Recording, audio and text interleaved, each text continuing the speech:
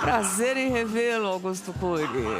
Só fico vendo aí o seu sucesso na lista dos mais vendidos sempre. Um grande prazer. Prazer é meu. Um pequeno artesão das palavras. É, um bom artesão. Procura servir a sociedade. Obrigado. Vamos entrar.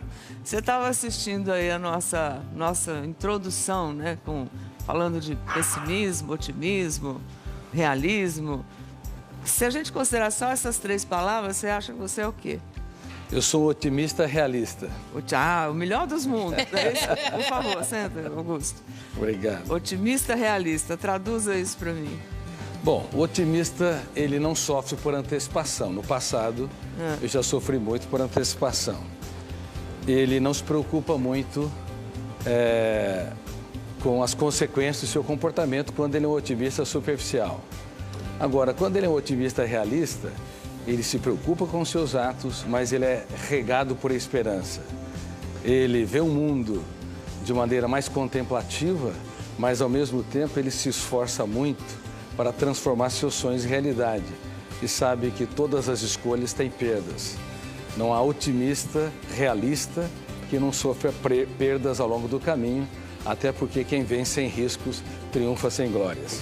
Eita, rapaz, isso aqui é, hein?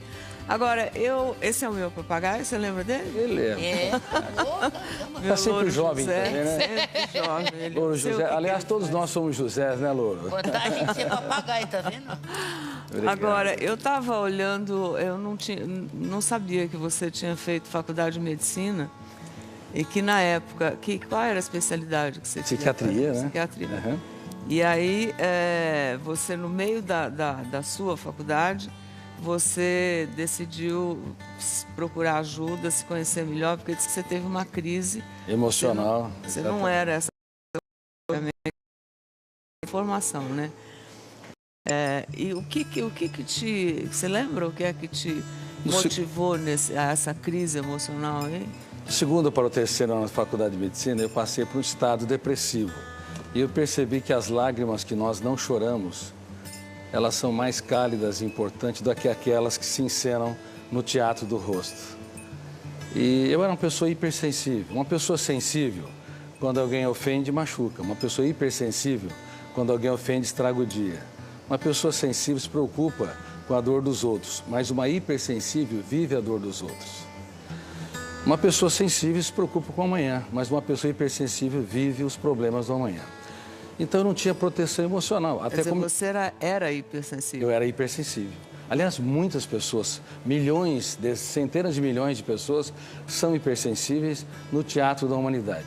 E uma pessoa hipersensível, ela é desprotegida emocionalmente. Facilmente, os estímulos estressantes, sejam pensamentos perturbadores, ofensas, crises, perdas, invadem o território da emoção e tende a provocar ou altos níveis de ansiedade, ou humor depressivo, ou inclusive ataques de pânico e assim por diante. Então, nessa experiência... Mas nessa época você não sabia disso. Não sabia disso. Quero que você se sinta lá naquela... Eu não sou psicólogo e nem psiquiatra. Não, mas é importante, até para as pessoas conhecerem a minha história. Então, eu comecei a escrever por causa da dor. A dor foi meu mestre. Você escrevia para você mesmo. Eu escrevia para mim, procurando entender por que eu não gerencio meus pensamentos. Por que eu não sou autor da minha própria história? Por que eu não piloto bem a aeronave mental, o veículo da minha mente? Então, eu comecei a escrever dezenas, depois centenas de páginas.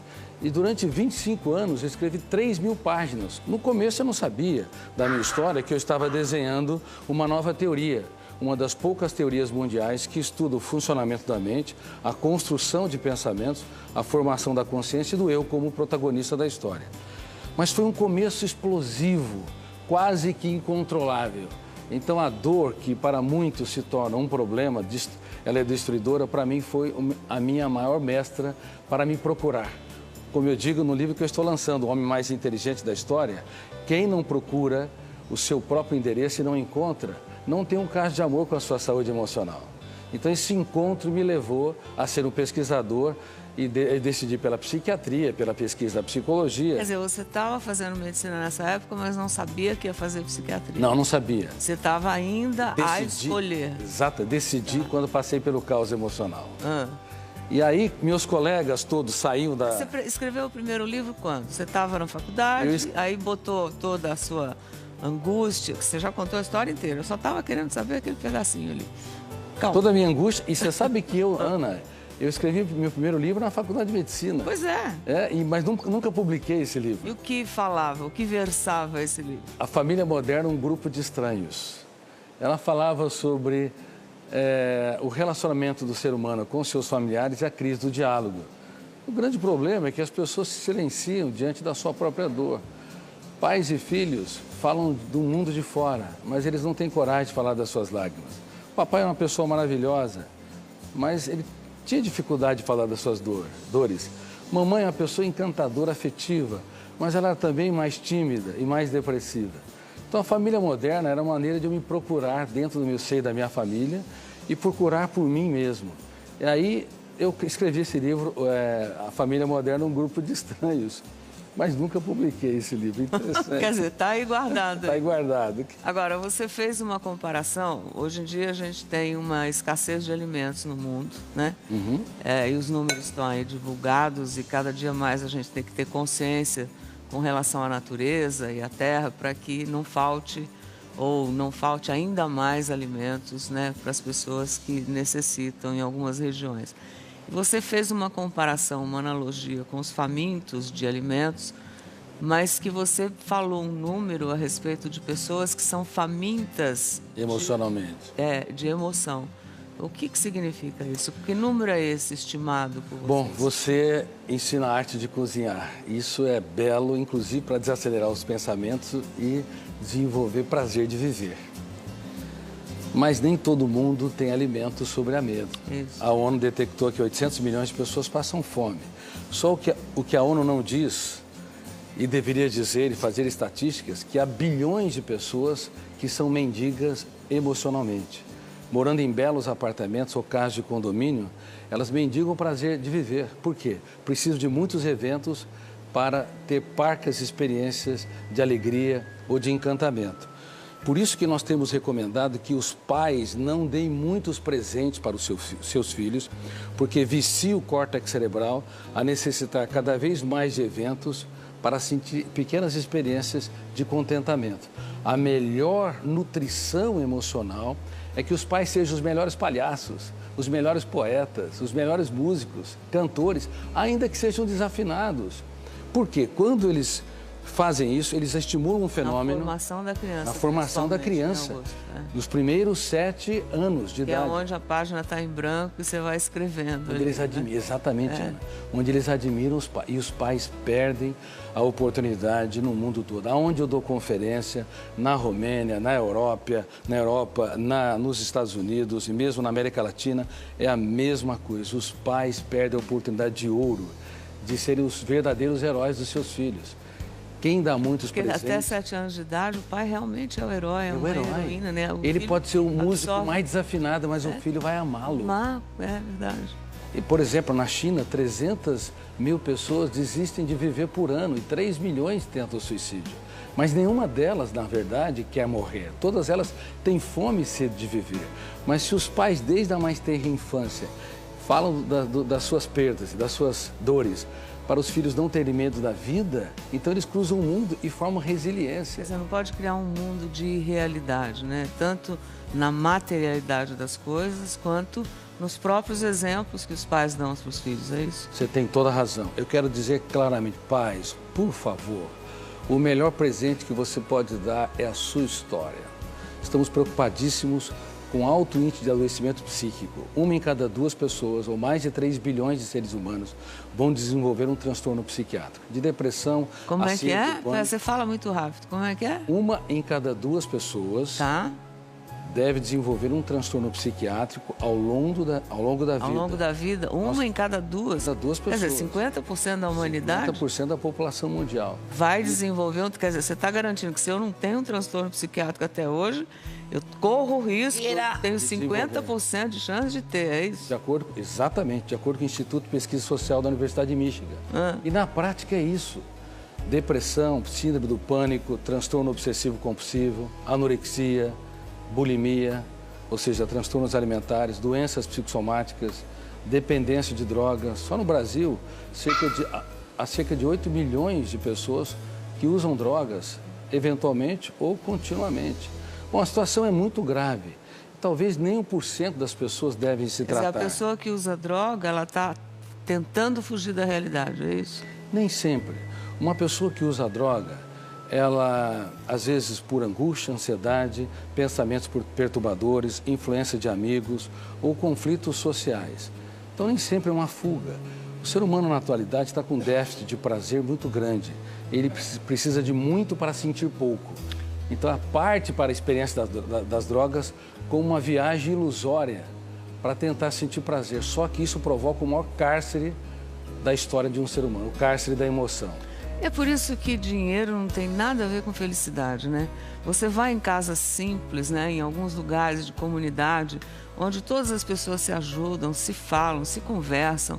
Você entra numa festa, numa roda de samba, é uma felicidade genuína. Aí você vai no churrasco, numa casa com mármore e Carrara no chão, lustre de cristal de Boêmia, né? Aquela opulência e tudo mais.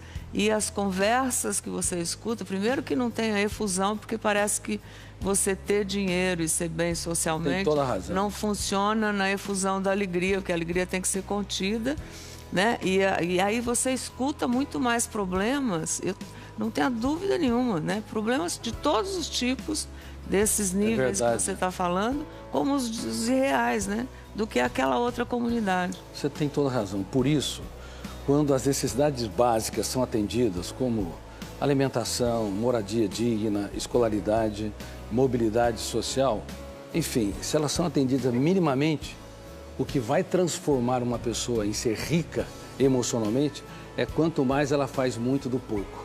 E mais pobre emocionalmente quando ela precisa de muito, inclusive reconhecimentos, aplausos, para sentir migalhas de prazer. Por isso, toda vez que eu faço gestão da emoção com celebridades, eu digo para eles, na primeira sessão, no primeiro treinamento, o segredo da felicidade inteligente e estável se encontra nas coisas simples e anônimas. Se você não encontrá-las, você vai ser um miserável morando em palácios.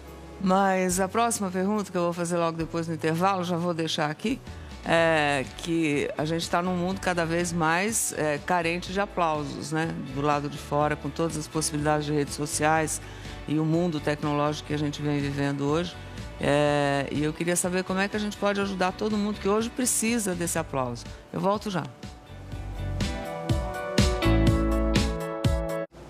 Gente, olha, a gente está recebendo uma visita deliciosa em casa, que é minha casa, Mi Casa e Su Casa. É muito legal. Que é o escritor Augusto Cury, que faz uma coisa maravilhosa. Escreve 2 livros por ano, porque tem o que dizer, né? E nós estávamos falando aqui a respeito da ansiedade das pessoas, da necessidade que todos nós temos, né? De receber aplauso, ser reconhecido. E hoje, cada vez mais, as redes sociais provocam isso. Inclusive, a gente tem um exemplo aqui de uma novela na Globo. Você tem tempo de ver novela? Não, não tem. Não?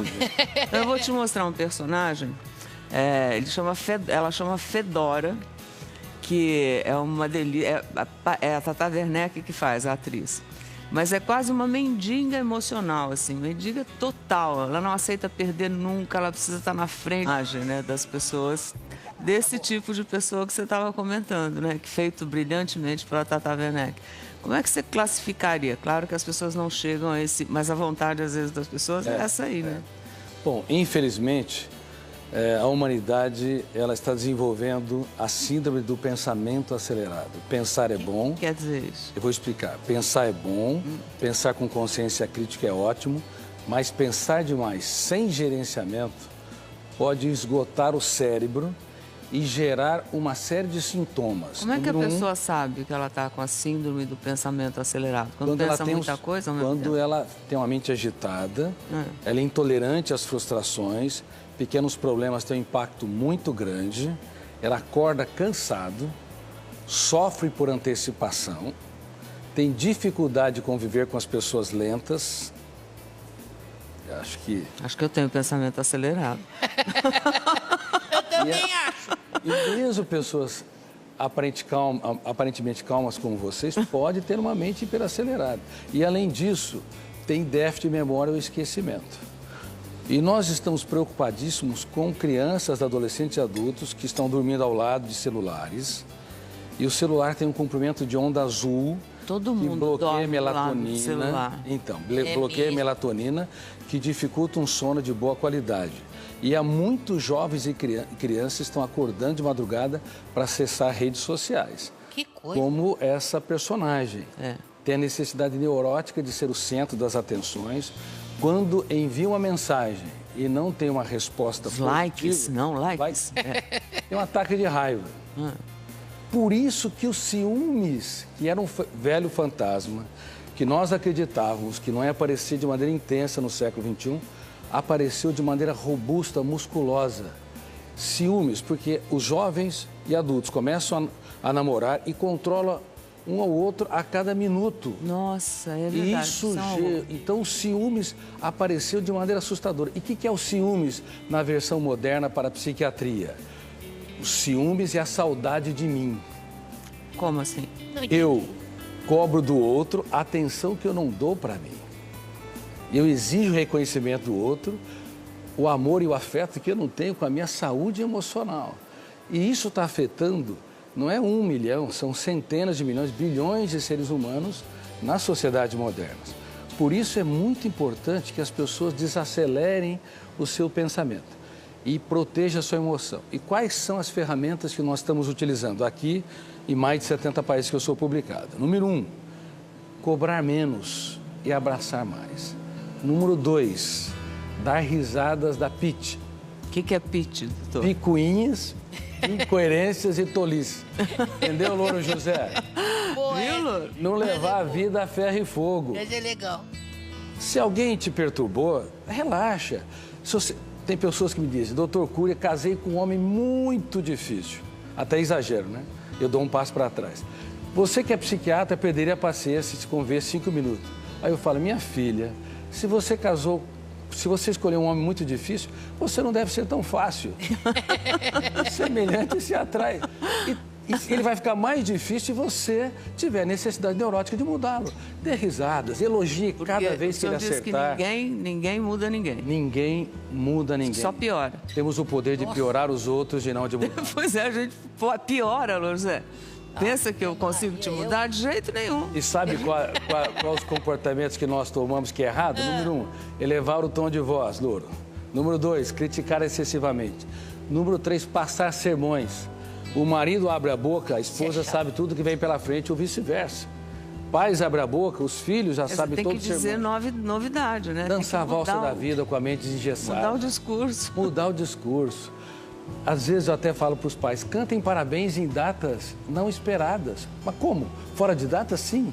O filho vai se surpreender e você vai registrar no solo do inconsciente uma janela light ou um arquivo saudável. O senhor está casado há 35 anos, 33, 35 anos. E o senhor faz isso em casa? Eu faço em casa. Eu não teria sobrevivido. Pô, legal.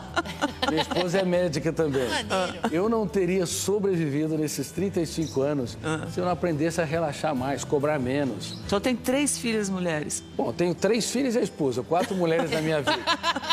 As mulheres estão dominando o mundo. É um guerreiro. O problema é o cartão de crédito. Nossa. Uma brincadeira à parte, os homens também às vezes exageram. Eu sou apaixonado por elas e aprendo muito com as mulheres. As mulheres, de fato, são mais inteligentes que os homens. Olha, dito por Augusto Cury, hein? Mais inteligente, altruísta e solidária. Sem vocês, nossos céus não teriam estrelas, tenho certeza. Vou trazer a Suleima aqui para me contar essa história. Ótimo. Eu vi agora de manhã, a gente está falando o senhor citou inteligência emocional, agora de manhã no Bom Dia, uma cena que parou o camarim. Nossa. Eu me choquei, todo mundo, né? Eu acho que qualquer pessoa que vê essa cena, de uma jovem de 18 anos que foi agredida covardemente, né, pelo ex-companheiro, em uma cidade chamada Álvaro de Carvalho, em São Paulo, e as câmeras de segurança do local, é essa cena aí, doutor, flagraram a violência e o total descontrole do agressor. Ela estava num bar com uma amiga, pelo jeito, que é a coisa do ciúme que o senhor está falando. Ela foi espancada. O agressor, esse monstro aí, é Kelvin Luiz Assis Soares, de 24 anos. Ele tem uma filha de 3 anos com ela. E, de acordo com a polícia, ele também é filho do vereador da cidade que tem mais de 10 passagens por tentativa de homicídio, lesão corporal grave e desacato. E a cada dia mais, uma coisa que a gente tem citado bastante aqui é com relação à violência à mulher, que tem crescido muito nos últimos anos, apesar dos esforços das autoridades com delegacia da mulher, incentivando que as pessoas denunciem e tudo mais. Mas quando a gente olha uma coisa, eu me sinto muito mal, eu me sinto muito incomodada. E eu falei, eu quero mostrar isso para o Dr. Augusto, para que você qualifique essa pessoa. O que a pessoa que vive com ela, quem é essa pessoa? Esses milhares de homens e pessoas agressivas que tem por aí. E como é que a pessoa tem que lidar com isso? Bom, este homem que é tão comum, não apenas no Brasil, mas também na Europa, um problema seríssimo de violência contra as mulheres, na verdade não é um homem, é um macho, não é um ser humano. Tem a necessidade neurótica de controlar os outros, necessidade neurótica de poder. Tem sociopatia e psicopatia mescladas. A psicopatia machuca e fere e não sente a dor do outro. A sociopatia é aquele que transgride as regras sociais. A pessoa não nasce assim, né? Não nasce assim. Isso é aprendido. A genética tem apenas uma influência. Modelos de comportamento são incorporados ao longo da vida e as pessoas acabam tendo reações violentas diante da contrariedade. O que nós temos recomendado para homens e mulheres?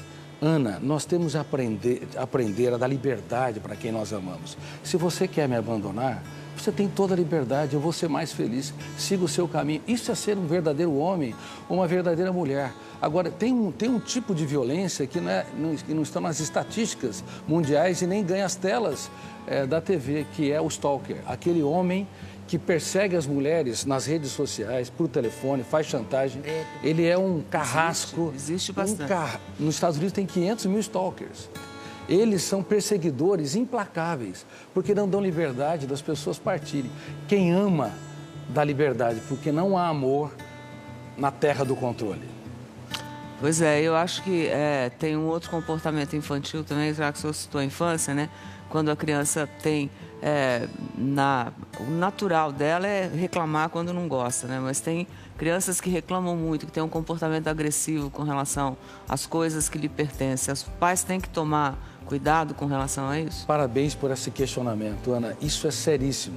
Estamos assistindo no mundo todo dezenas de milhões de crianças que estão envelhecendo precocemente no território da emoção. Quais são os sintomas de um envelhecimento precoce? Necessidade de muito para sentir pouco, reclamar demais, baixíssima autoestima, querer tudo rápido e pronto. São crianças de 10 anos de idade que têm uma idade emocional de 80 a 90 anos de idade. Porque elas não aprenderam a ter uma emoção contemplativa e estável. Por isso que nós desenvolvemos o programa Escola da Inteligência. E hoje há mais de 200 mil crianças no Brasil aprendendo a contemplar o belo, a se colocar no lugar do outro, a fazer muito das pequenas coisas. Eu soube que o senhor doou esse programa, inclusive, para as escolas, para todo mundo poder usar. Então, né? Esse programa, eu renunciei aos direitos autorais, por isso que ele é acessível para as escolas particulares. E, além disso, nós estamos adotando os orfanatos do Brasil gratuitamente. Nosso sonho é adotar todos os orfanatos. É um programa que o professor aplica nas crianças. Dentro da grade curricular. Ele é treinado pelos nossos psicólogos a aplicar dentro da grade curricular a educação da emoção. O senhor sabe que, eu não sei se essa professora faz parte desse programa, mas tem um exemplo bom para a gente mostrar aqui, uma professora que é responsável por ensinar disciplinas e formar cidadãos. Daqueles profissionais que a gente pode chamar e lembrar, né, como mestres, né, que a gente nunca esquece mesmo. Ela se chama a professora Gláucia Ribeiro, trabalha numa escola municipal na cidade de Serra do Espírito Santo e ela adotou um estilo bem bacana, assim, bem bonito e acho que a ser seguido como o seu programa para incentivar os alunos. Quer ver? Está na hora da aula na Escola Municipal de Ensino Fundamental Centro da Serra. Os alunos ainda estão chegando e a professora Gláucia já está lá na sala, preparando para recebê-los. Cada carteira ganha um papelzinho. Não é prova não, nem exercício. Continue assim, faça com atenção. Eu acredito em você. Boa prova, professora Gláucia. É assim em dia de prova. Eu acho muito bom que eu fiquei mais concentrada na prova. Eu fiquei mais confiante na prova. A professora Gláucia já entregava bilhetinhos, mas todos iguais, padronizados para todo mundo. Só que aí, em dia de prova, ela percebeu que os alunos ficavam nervosos e então decidiu deixar um recadinho específico para cada um deles. Uma emoção muito grande. Quando eu fui ler aqui Franciele, aí eu pensei que já fosse a tia brigando. Aí depois, quando eu li tudinho, aí depois eu me senti mais confortável. Eu achei que eu precisava de alguma forma incentivá-los na hora da prova. De acordo com a particularidade do aluno, que eu já conheço bem, aí eu quis falar diretamente para ele. A professora, que dá aulas de história e outras disciplinas, disse que ficou surpresa com o resultado dos alunos em tão pouco tempo. No clima, assim, durante a prova, eu percebi que eles estavam mais calmos, mais seguros, eles liam um bilhetinho e ficaram mais tranquilos. O Cauã voltou a tirar notas boas. Bastou sentir que ali na frente da sala tem alguém que se importa com ele. Me sinto mais incentivado e me sinto mais amado, isso me deixa mais calmo na hora de fazer a prova. Eu leio o recadinho, eu vejo que ela está confiando em mim. O jeito de ensinar da professora tem ido além do que ela esperava. Para a Júlia, por exemplo, ajudou na adaptação na nova escola. Ela é muito legal, acolhe quem chega de outra escola bem, que faz a gente se sentir bem acolhida. Atenção, carinho, amor ao ensinar. A avaliação de quem aprende não poderia ser outra. Acho ela excelente, ótima e tudo. Por quê? Porque ela demonstra seu amor, sabe? O resultado disso, segundo a professora, a gente falou com ela, 80% dos alunos tiraram notas melhores em apenas 2 meses. Caramba. Depois, quando eles perceberam que realmente a professora se importava com ele, que não estavam ali para ser julgados e tudo mais. É muito bonita essa iniciativa, não é? Eu vou às lágrimas ao ver iniciativas como essa, mas elas são raras, como ouro em terra seca.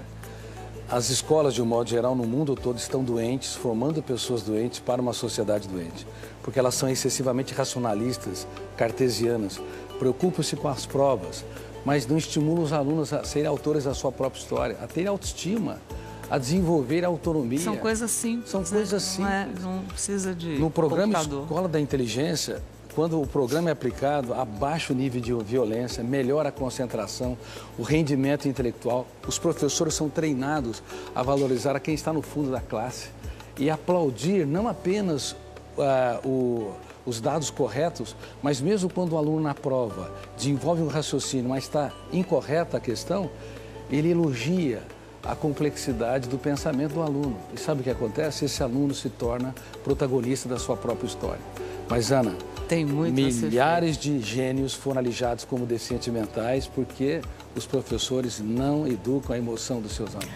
Embora eles sejam, para mim, importantíssimos, né? No próximo bloco, o Dr. Augusto escreveu um livro chamado O Homem, entre os 47 livros, o homem mais inteligente da história, né? Que é Jesus Cristo, né? E ele foi um rapaz que não acreditava na existência de Deus. Eu volto já.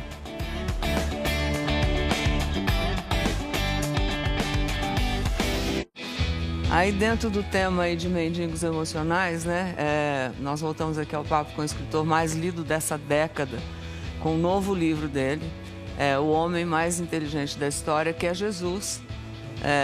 E aí eu soube que você não acreditava em Deus. Eu fui um dos maiores ateus que pisou nessa terra. Talvez fui mais ateu do que Nietzsche, que escreveu sobre a morte de Deus, do que Jean-Paul Sartre, do que Diderot, do que Marx, que considerava Deus o ópio que entorpece a humanidade. Como a minha teoria estuda a construção de pensamentos e a formação de pensadores, eu estudei como é que Einstein libertou seu imaginário, como Freud, e fui até Jesus Cristo. Esperava encontrar alguém de seu menor valor. O senhor estudou a vida de Jesus. Exatamente, a história, as reações subliminares. Faz 15 anos que você está... Na verdade, 15 anos escrevendo esse livro, mas faz 20 anos que eu tenho estudado como pesquisador da psicologia, sociologia e psicopedagogia. Eu fiquei perplexo, porque percebi que ele não cabe no imaginário humano. Eu me curvei humildemente à inteligência dele. Agora, veja bem, Ana, Pedro, como eu digo nesse livro, Pedro era hiperativo, tenso e ansioso. João era bipolar. No momento era tranquilo e generoso. No outro momento, ele era, antes de se tornar o que era São apóstolo. Pedro mesmo? Pedro era hiperativo, tenso e ansioso. Se fosse um aluno nos dias de hoje, todo professor queria vê-lo a quilômetros de distância da sua sala de aula. João flutuava. No momento era amoroso, no outro queria destruir aqueles que não andavam com Jesus. Tomé era paranoico e inseguro. Mateus era corrupto. Talvez, se estivesse nos dias de hoje, quem sabe estaria até na Lava Jato. E Judas, o que era? E Judas Iscariotes era dissimulador. Quem é que conseguiria escolher um time desses para executar o maior projeto da sua vida? Mas por incrível que pareça, para espanto das ciências, ele transformava pedras brutas em obras-primas. E eu fui às lágrimas ao perceber o que esses jovens eram antes e no que eles se tornaram. Foram apóstolos da sabedoria, da generosidade, da sensibilidade. Graças ao carinho, ao amor, ao e à afeto, dedicação de como Jesus. aquela professora e muito mais. Ele não teve medo de chorar diante deles. Um grande mestre é capaz de falar dos dias mais tristes da sua vida, para os seus alunos aprender a escrever os capítulos mais importantes de sua história, dos momentos mais dramáticos. Ora, quem era o homem, Jesus, que você descobriu através de longos anos de estudos? Bom, ele foi de fato, como eu estou dizendo, o homem mais inteligente da história. Ele geria sua emoção com maestria, ele conseguia fazer poesia no caos, ele transformava prostitutas em rainhas. Nós vimos aquele exemplo daquele jovem machucando a sua namorada. Ele era tão generoso que era capaz de transformar quem estava à margem da sociedade num príncipe ou numa princesa. E eu me perguntava, que homem era este? Inclusive, quando Judas o beija, ele fala, amigo, para que vieste? Que homem era esse que dava tudo que tinha para aqueles que pouco tinham? Ele não tinha medo de ser traído, ele tinha medo de perder um amigo. Portanto, quando eu estudei a mente dele, eu me curvei, como eu disse, humildemente à sua inteligência e percebi que ele não cabe no imaginário humano. Ele tem de ter sido real.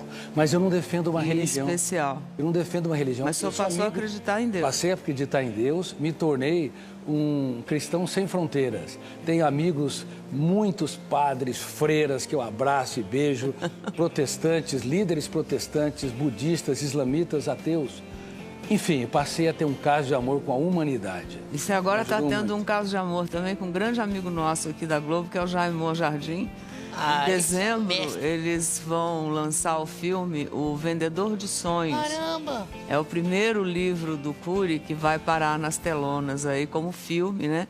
E já estão envolvidos num outro projeto, dessa vez tem a ver com o livro com esse livro aqui, O Homem Mais Inteligente da História, que o Jaime se apaixonou pela ideia, e em setembro eles foram juntos para Jerusalém, que eu soube, Israel. Ganhei uma foto de vocês lá, olha lá, ó, você e o Jaime. Vocês foram conhecer os lugares sagrados e foram visitar locações, né, que inspirem o filme, que a ideia é adaptar esse livro para um seriado, a um seriado em inglês, que eu sou. Em inglês, exatamente. Quer dizer, que vai ser lançado no Brasil também. Que vai ser lançado no Brasil também. Bom, como o Jaime é um homem muito sensível, né? Nossa, o Jaime é demais. Ele é um grande amigo seu e se tornou um grande amigo meu. O Vendedor de Sonhos foi filmado com tanta maestria que só o trailer tem levado as pessoas às lágrimas. São milhões de pessoas vendo o trailer, se emocionando. Inclusive, há muitas escolas, empresas e instituições fechando salas de cinema já no dia 8 de dezembro para os seus clientes e funcionários. Para assistir como presente de final de ano. Exatamente. O livro que virou filme. Eu precisaria, assim, de dias para continuar falando do Augusto, porque eu tenho 18 de 47 livros que lançou ao longo de uma carreira de quantos anos, Augusto? São 20 anos. São 20 anos, são mais de 2 livros por ano, né? São mais de 2 livros por ano. E eu queria te cumprimentar por ser um brasileiro aí que foi traduzido para 70 idiomas, né? Turquia agora manifestou desejo de publicar meus livros também. Pois não tinha sido publicado na Turquia ainda. É um dos vendedores de livros mais famosos do mundo, pela quantidade de livros, pela qualidade que apresenta. Mas, sinceramente, como ele disse, obrigado pelo elogio, Ana, eu me sinto apenas um servo social. A vida é bela e breve como gotas de orvalho. Se nós não dermos o melhor que nós temos para fazer os outros felizes, todo o sucesso é efêmero e não tem sentido. Me sinto apenas um pequeno artesão das palavras. Parabéns, vou ver o filme, Grande Augusto Cury. vou ler o livro, que já comecei, E espero que a gente se encontre não de 13 em 13 anos, como foi a última vez que você esteve aqui. Ana, você tá jovem, animada. O que aconteceu? Você também, bota um pedacinho Tem aí? Tem aí, o Arthur, um pedacinho da entrevista, só a imagem para ele se ver 13 anos atrás, quando teve lá no Mais Você, que a gente era em São Paulo ainda. Olha você aí, em 2003, né? A mesma coisa, Augusto. Olha lá, estamos juntos ali e eu, assim, fiquei muito honrada na época. A gente mudou, né? Eu também mudei. Tu mudaste, eu mudei. Graças a Deus. Mudamos para melhor. Obrigado, Augusto. Obrigado, tá? Um grande prazer te receber. legal. Mas Que vamos ver se a honra. gente se vê com mais frequência, tá bom? Meu neto é apaixonado em você, Louro. Opa, como ele Quer te chama? levar Como para é que cá, ele Augusto chama? Cury. Augustinho Cury. claro. Beijo pra você. Eu vou fazer um intervalinho comercial e vamos adoçar a nossa manhã aqui com Aí um docinho sim. de arrasar coração com relação à natureza e à terra, para que não falte ainda mais alimentos, né, para as pessoas que necessitam em algumas regiões. Você fez uma comparação, uma analogia com os famintos de alimentos, mas que você falou um número a respeito de pessoas que são famintas Emocionalmente. de emoção. O que significa isso? Que número é esse estimado por vocês? Bom, você ensina a arte de cozinhar. Isso é belo, inclusive, para desacelerar os pensamentos e desenvolver prazer de viver. Mas nem todo mundo tem alimento sobre a mesa. Isso. A ONU detectou que 800 milhões de pessoas passam fome. Só o que a ONU não diz, e deveria dizer e fazer estatísticas, que há bilhões de pessoas que são mendigas emocionalmente. Morando em belos apartamentos ou casas de condomínio, elas mendigam o prazer de viver. Por quê? Precisam de muitos eventos para ter parcas experiências de alegria ou de encantamento. Por isso que nós temos recomendado que os pais não deem muitos presentes para os seus filhos, porque vicia o córtex cerebral a necessitar cada vez mais de eventos para sentir pequenas experiências de contentamento. A melhor nutrição emocional é que os pais sejam os melhores palhaços, os melhores poetas, os melhores músicos, cantores, ainda que sejam desafinados. Porque quando eles fazem isso, eles estimulam um fenômeno... Na formação da criança. Na formação da criança, nos primeiros 7 anos de que idade. é onde a página está em branco e você vai escrevendo. Onde eles admiram, exatamente, Ana. Onde eles admiram os pais. E os pais perdem a oportunidade no mundo todo. Aonde eu dou conferência, na Romênia, na Europa, nos Estados Unidos e mesmo na América Latina, é a mesma coisa. Os pais perdem a oportunidade de ouro de serem os verdadeiros heróis dos seus filhos. Quem dá muitos Porque presentes... até 7 anos de idade, o pai realmente é o herói, é uma heroína, né? Ele pode ser o músico absorve. mais desafinado, mas o filho vai amá-lo. É verdade. E, por exemplo, na China, 300 mil pessoas desistem de viver por ano e 3 milhões tentam o suicídio. Mas nenhuma delas, na verdade, quer morrer. Todas elas têm fome e sede de viver. Mas se os pais, desde a mais tenra infância, falam das suas perdas e das suas dores, para os filhos não terem medo da vida, então eles cruzam o mundo e formam resiliência. Você não pode criar um mundo de irrealidade, né? Tanto na materialidade das coisas, quanto nos próprios exemplos que os pais dão para os filhos, é isso? Você tem toda a razão. Eu quero dizer claramente, pais, por favor, o melhor presente que você pode dar é a sua história. Estamos preocupadíssimos com alto índice de adoecimento psíquico. 1 em cada 2 pessoas, ou mais de 3 bilhões de seres humanos, vão desenvolver um transtorno psiquiátrico, de depressão... Como é que é? Você fala muito rápido. Como é que é? 1 em cada 2 pessoas deve desenvolver um transtorno psiquiátrico ao longo da vida. Ao longo da vida? 1 em cada 2? Cada 2 pessoas. Quer dizer, 50% da humanidade? 50% da população mundial. Vai desenvolver... Quer dizer, você está garantindo que se eu não tenho um transtorno psiquiátrico até hoje... Eu corro o risco, tenho 50% de chance de ter, é isso? Exatamente, de acordo com o Instituto de Pesquisa Social da Universidade de Michigan. E na prática é isso. Depressão, síndrome do pânico, transtorno obsessivo-compulsivo, anorexia, bulimia, ou seja, transtornos alimentares, doenças psicossomáticas, dependência de drogas. Só no Brasil, há cerca de 8 milhões de pessoas que usam drogas, eventualmente ou continuamente. Bom, a situação é muito grave. talvez nem 1% das pessoas devem se Quer dizer, tratar. a pessoa que usa droga, ela está tentando fugir da realidade, é isso? Nem sempre. Uma pessoa que usa droga, ela, às vezes, por angústia, ansiedade, pensamentos perturbadores, influência de amigos ou conflitos sociais. Então, nem sempre é uma fuga. O ser humano, na atualidade, está com um déficit de prazer muito grande. Ele precisa de muito para sentir pouco. Então, parte para a experiência das drogas como uma viagem ilusória para tentar sentir prazer. Só que isso provoca o maior cárcere da história de um ser humano, o cárcere da emoção. É por isso que dinheiro não tem nada a ver com felicidade, né? Você vai em casas simples, né? Em alguns lugares de comunidade, onde todas as pessoas se ajudam, se falam, se conversam. Você entra numa festa, numa roda de samba, é uma felicidade genuína. Aí você vai no churrasco, numa casa com mármore Carrara no chão, lustre de cristal de Boêmia, né? Aquela opulência e tudo mais.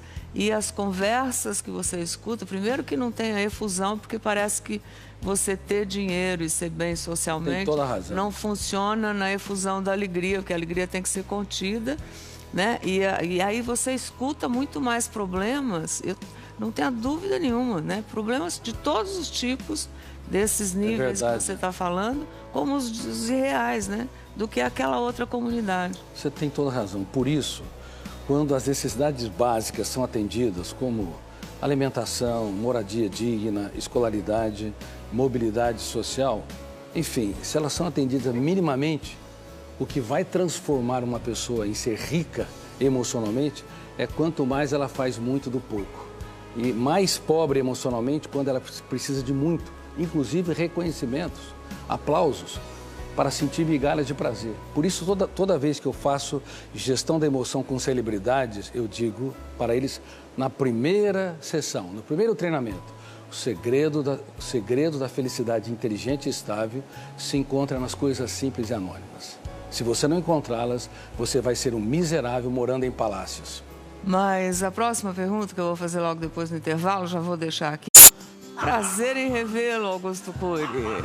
Só fico vendo aí o seu sucesso na lista dos mais vendidos sempre. Um grande prazer. Prazer é meu. Um pequeno artesão das palavras. É, um bom artesão. Procura servir a sociedade. Obrigado. Vamos entrar. Você estava assistindo aí a nossa introdução, né?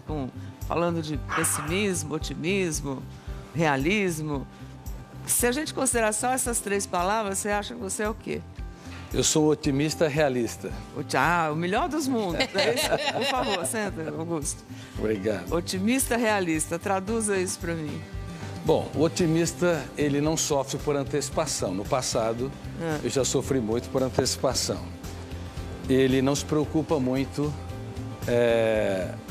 com as consequências do seu comportamento quando ele é um otimista superficial. Agora, quando ele é um otimista realista, ele se preocupa com os seus atos, mas ele é regado por esperança. Ele vê o mundo de maneira mais contemplativa, mas ao mesmo tempo ele se esforça muito para transformar seus sonhos em realidade. E sabe que todas as escolhas têm perdas. Não há otimista realista que não sofra perdas ao longo do caminho, até porque quem vem sem riscos triunfa sem glórias. Eita, rapaz, isso aqui é, hein? Agora, esse é o meu papagaio, você lembra dele? Ele é.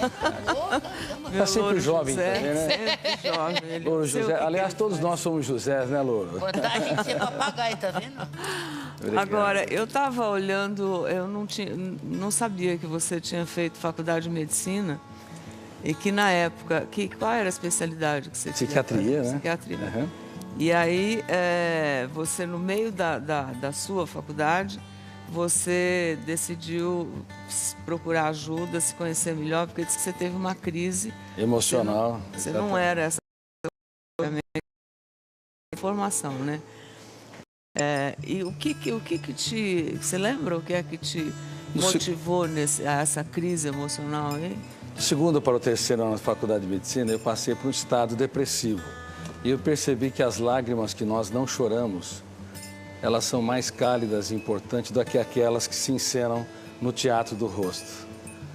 E eu era uma pessoa hipersensível. Uma pessoa sensível, quando alguém ofende, machuca. Uma pessoa hipersensível, quando alguém ofende, estraga o dia. Uma pessoa sensível se preocupa com a dor dos outros, mas uma hipersensível vive a dor dos outros. Uma pessoa sensível se preocupa com o amanhã, mas uma pessoa hipersensível vive os problemas do amanhã. Então eu não tinha proteção emocional. Quer dizer, você era hipersensível? Eu era hipersensível. Aliás, muitas pessoas, centenas de milhões de pessoas são hipersensíveis no teatro da humanidade. E uma pessoa hipersensível, ela é desprotegida emocionalmente. Facilmente os estímulos estressantes, sejam pensamentos perturbadores, ofensas, crises, perdas, invadem o território da emoção e tende a provocar ou altos níveis de ansiedade, ou humor depressivo, ou inclusive ataques de pânico e assim por diante. Então, nessa experiência... Nessa época você não sabia disso. Não sabia disso. Quero que você se sinta lá naquela... Eu não sou psicólogo e nem psiquiatra. Não, mas é importante, até para as pessoas conhecerem a minha história. Então, eu comecei a escrever por causa da dor. A dor foi meu mestre. Você escrevia para você mesmo. Eu escrevia para mim, procurando entender por que eu não gerencio meus pensamentos. Por que eu não sou autor da minha própria história? Por que eu não piloto bem a aeronave mental, o veículo da minha mente? Então eu comecei a escrever dezenas, depois centenas de páginas. E durante 25 anos eu escrevi 3.000 páginas. No começo eu não sabia da minha história que eu estava desenhando uma nova teoria. Uma das poucas teorias mundiais que estuda o funcionamento da mente, a construção de pensamentos, a formação da consciência e do eu como protagonista da história.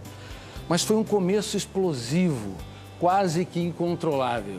Então a dor, que para muitos se torna um problema, ela é destruidora, para mim foi a minha maior mestra para me procurar. Como eu digo no livro que eu estou lançando, O Homem Mais Inteligente da História, quem não procura o seu próprio endereço e não encontra, não tem um caso de amor com a sua saúde emocional. Então esse encontro me levou a ser um pesquisador e decidi pela psiquiatria, pela pesquisa da psicologia. Quer dizer, você estava fazendo medicina nessa época, mas não sabia que ia fazer psiquiatria. Não não Você estava ainda a escolher. Exato, decidi quando passei pelo caos emocional. E aí, meus colegas todos saíam da... Você escreveu o primeiro livro quando? Você estava na faculdade, aí botou toda a sua angústia, que você já contou a história inteira. Eu só estava querendo saber aquele pedacinho ali. Calma. Toda a minha angústia. E você sabe que eu, Ana... Eu escrevi meu primeiro livro na Faculdade de Medicina. Pois é. Mas nunca publiquei esse livro. E o que falava, o que versava esse livro? A Família Moderna, um grupo de estranhos. Ela falava sobre o relacionamento do ser humano com seus familiares e a crise do diálogo.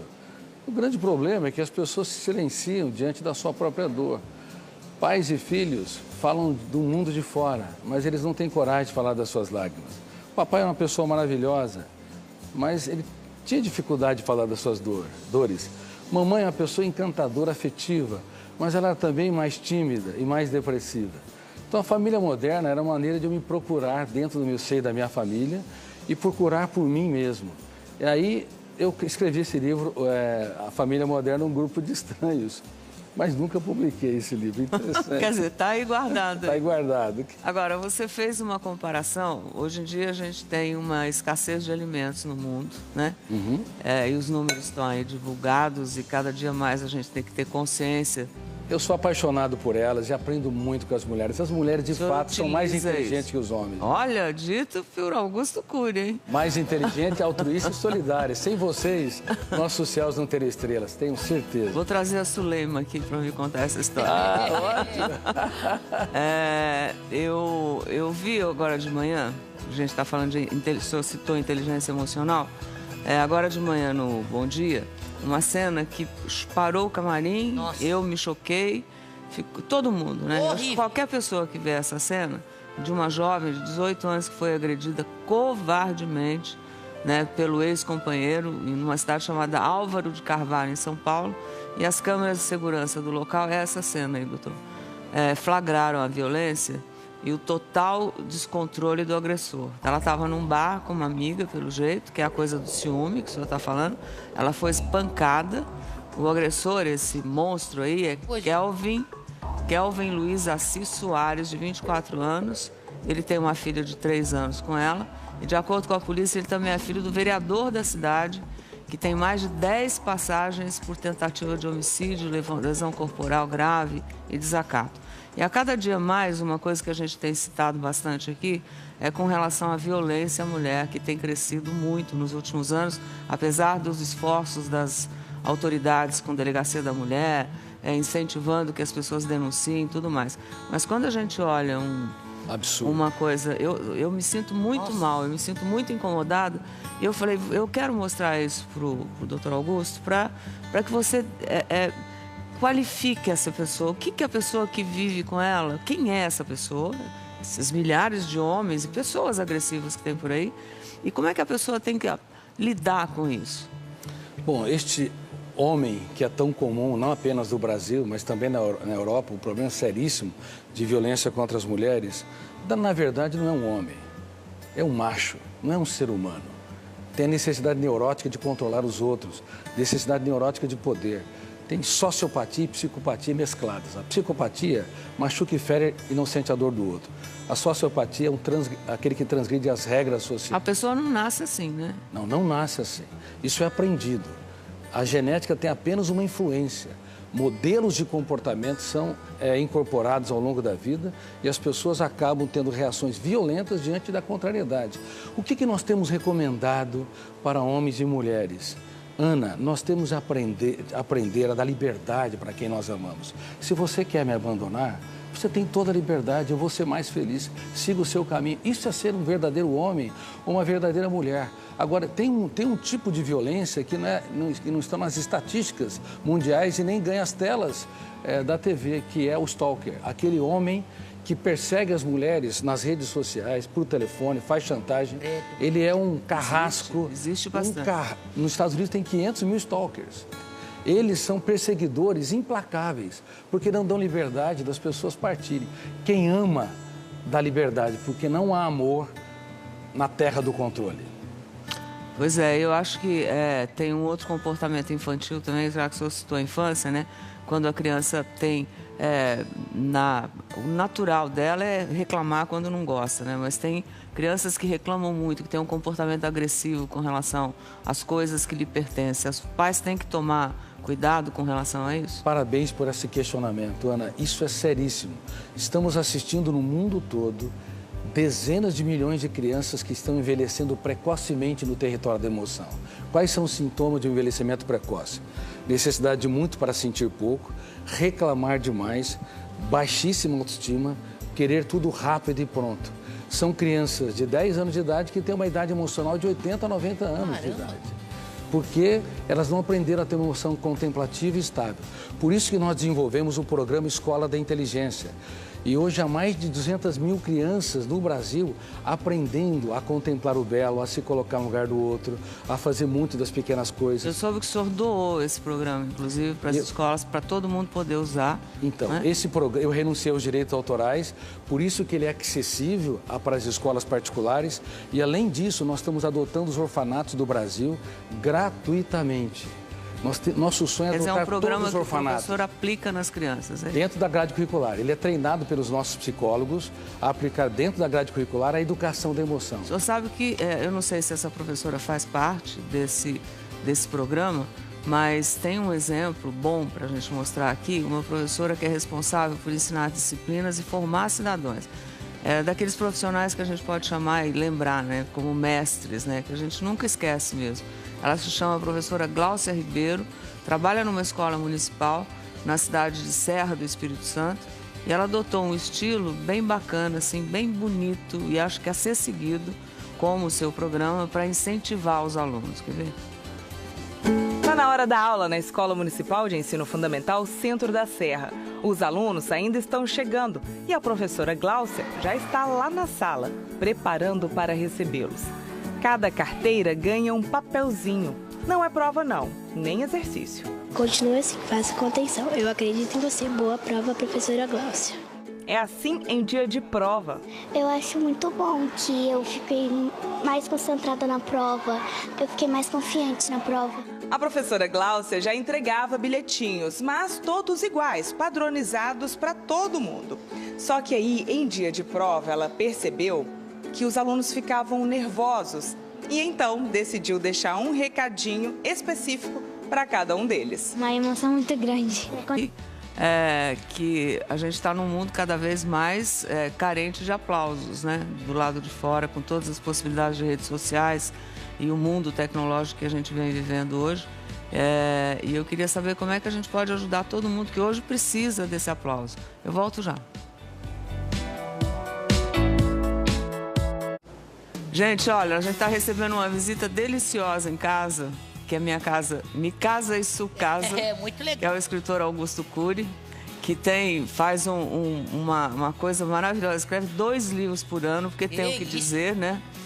E nós estávamos falando aqui a respeito da ansiedade das pessoas, da necessidade que todos nós temos, né? De receber aplauso, ser reconhecido. E hoje, cada vez mais, as redes sociais provocam isso. Inclusive, a gente tem um exemplo aqui de uma novela na Globo. Você tem tempo de ver novela? Não, não tem. Não? Então, eu vou te mostrar um personagem. Ela chama Fedora, que é uma delícia. É a Tata Werneck que faz, a atriz. Mas é quase uma mendiga emocional, assim, mendiga total. Ela não aceita perder nunca, ela precisa estar na frente, né, das pessoas, desse tipo de pessoa que você estava comentando, né, que feito brilhantemente pela Tata Werneck. Como é que você classificaria? Claro que as pessoas não chegam a esse, mas a vontade, às vezes, das pessoas é essa aí, né? Bom, infelizmente, a humanidade ela está desenvolvendo a síndrome do pensamento acelerado. Pensar é bom. O que quer dizer isso? Eu vou explicar. Pensar é bom, pensar com consciência crítica é ótimo, mas pensar demais sem gerenciamento pode esgotar o cérebro e gerar uma série de sintomas. Como é que a pessoa sabe que ela está com a síndrome do pensamento acelerado? Quando pensa muita coisa? Quando ela tem uma mente agitada, ela é intolerante às frustrações, pequenos problemas têm um impacto muito grande, ela acorda cansado, sofre por antecipação, tem dificuldade de conviver com as pessoas lentas. Acho que eu tenho pensamento acelerado. Eu também acho. E mesmo pessoas aparentemente calmas como vocês podem ter uma mente hiperacelerada. E além disso, tem déficit de memória ou esquecimento. E nós estamos preocupadíssimos com crianças, adolescentes e adultos que estão dormindo ao lado de celulares. E o celular tem um comprimento de onda azul. Todo mundo bloqueia melatonina. Celular. Então, bloqueia melatonina, que dificulta um sono de boa qualidade. E há muitos jovens e crianças que estão acordando de madrugada para acessar redes sociais. Que coisa. Como essa personagem. Tem a necessidade neurótica de ser o centro das atenções. Quando envia uma mensagem e não tem uma resposta positiva... Likes. Tem um ataque de raiva. Por isso que os ciúmes, que era um velho fantasma, que nós acreditávamos que não ia aparecer de maneira intensa no século XXI, apareceu de maneira robusta, musculosa.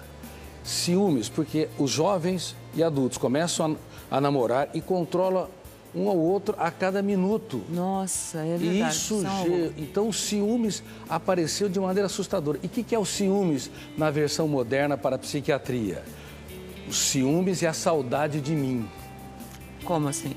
Eu cobro do outro a atenção que eu não dou para mim. Eu exijo o reconhecimento do outro, o amor e o afeto que eu não tenho com a minha saúde emocional. E isso está afetando, não é 1 milhão, são centenas de milhões, bilhões de seres humanos na sociedade moderna. Por isso é muito importante que as pessoas desacelerem o seu pensamento e protejam a sua emoção. E quais são as ferramentas que nós estamos utilizando aqui em mais de 70 países que eu sou publicado? Número 1, cobrar menos e abraçar mais. Número 2, dar risadas da pitch. O que é pitch, doutor? Picuinhas, incoerências e tolice. Entendeu, Louro José? Viu, Louro? Não levar a vida a ferro e fogo. Mas é legal. Se alguém te perturbou, relaxa. Tem pessoas que me dizem, doutor Cury, casei com um homem muito difícil. Até exagero, né? Eu dou um passo para trás. Você que é psiquiatra, perderia a paciência se conver 5 minutos. Aí eu falo, minha filha, se você casou, se você escolheu um homem muito difícil, você não deve ser tão fácil. Semelhante se atrai. E ele vai ficar mais difícil se você tiver necessidade neurótica de mudá-lo. Dê risadas, elogie cada vez que ele acertar. Que ninguém muda ninguém. Ninguém muda ninguém. Só piora. Temos o poder de piorar os outros e não de mudar. Pois é, a gente piora, José.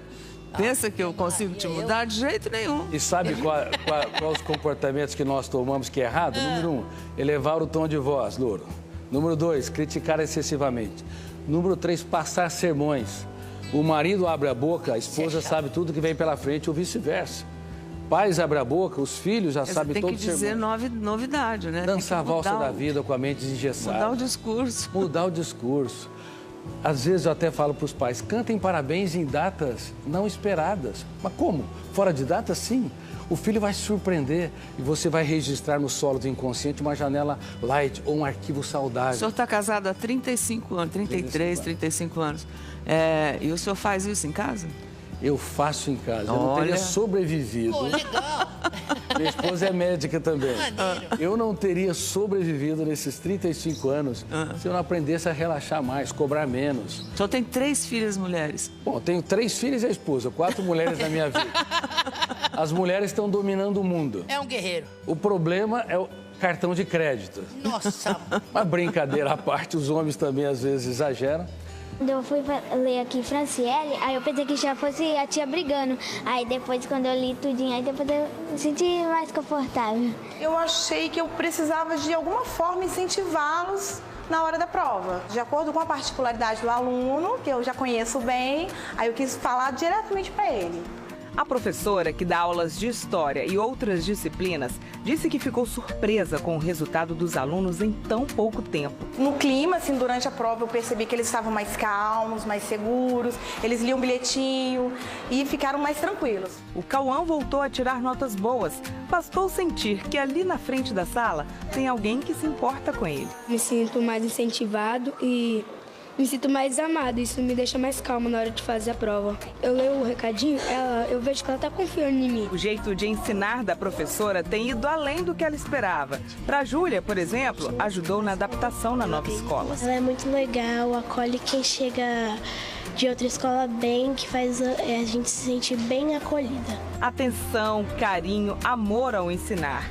A avaliação de quem aprende não poderia ser outra. Acho ela excelente, ótima e tudo. Por quê? Porque ela demonstra seu amor, sabe?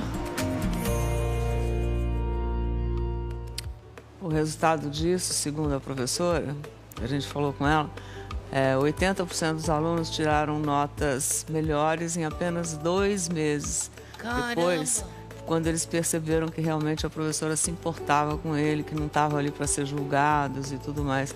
É muito bonita essa iniciativa, não é? Eu vou às lágrimas ao ver iniciativas como essa, mas elas são raras, como ouro em terra seca. As escolas, de um modo geral, no mundo todo estão doentes, formando pessoas doentes para uma sociedade doente, porque elas são excessivamente racionalistas, cartesianas, preocupam-se com as provas, mas não estimulam os alunos a serem autores da sua própria história, a terem autoestima, a desenvolver a autonomia. São coisas simples. São coisas simples. Não precisa de No programa computador. Escola da Inteligência, quando o programa é aplicado, abaixa o nível de violência, melhora a concentração, o rendimento intelectual. Os professores são treinados a valorizar a quem está no fundo da classe e aplaudir não apenas os dados corretos, mas mesmo quando o aluno na prova desenvolve um raciocínio, mas está incorreta a questão, ele elogia a complexidade do pensamento do aluno. E sabe o que acontece? Esse aluno se torna protagonista da sua própria história. Mas, Ana, tem muito milhares de gênios foram alijados como deficientes mentais porque os professores não educam a emoção dos seus alunos. Embora eles sejam, para mim, importantíssimos, né? No próximo bloco, o Dr. Augusto escreveu um livro chamado O Homem entre os 47 livros, o homem mais inteligente da história, né?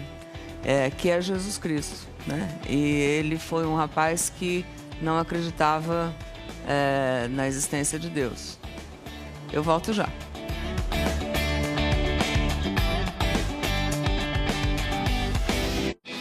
Aí dentro do tema aí de mendigos emocionais, né? Nós voltamos aqui ao papo com o escritor mais lido dessa década.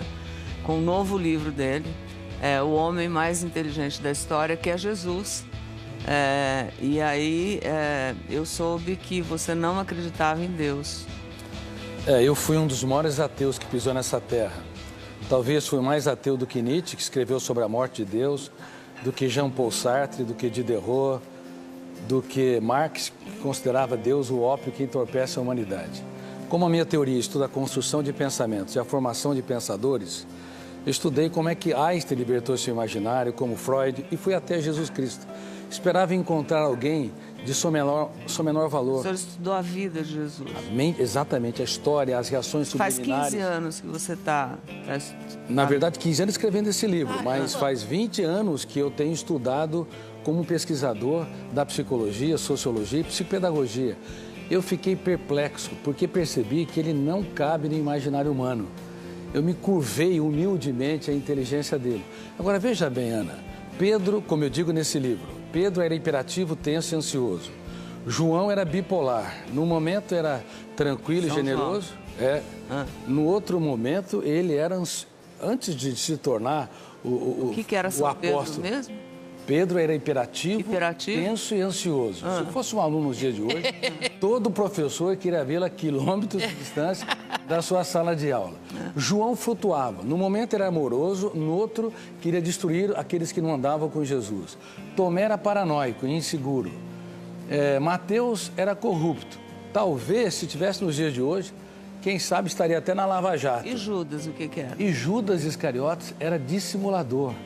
Quem é que conseguiria escolher um time desses para executar o maior projeto da sua vida? Mas por incrível que pareça, para espanto das ciências, ele transformava pedras brutas em obras-primas.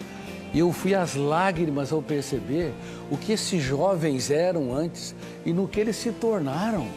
Foram apóstolos da sabedoria, da generosidade, da sensibilidade. Graças ao carinho, ao amor, ao e à dedicação de como Jesus. Aquela professora e muito mais. Ele não teve medo de chorar diante deles. Um grande mestre é capaz de falar dos dias mais tristes da sua vida, para os seus alunos aprender a escrever os capítulos mais importantes de sua história, dos momentos mais dramáticos. Ora, quem era o homem, Jesus, que você descobriu através de longos anos de estudo?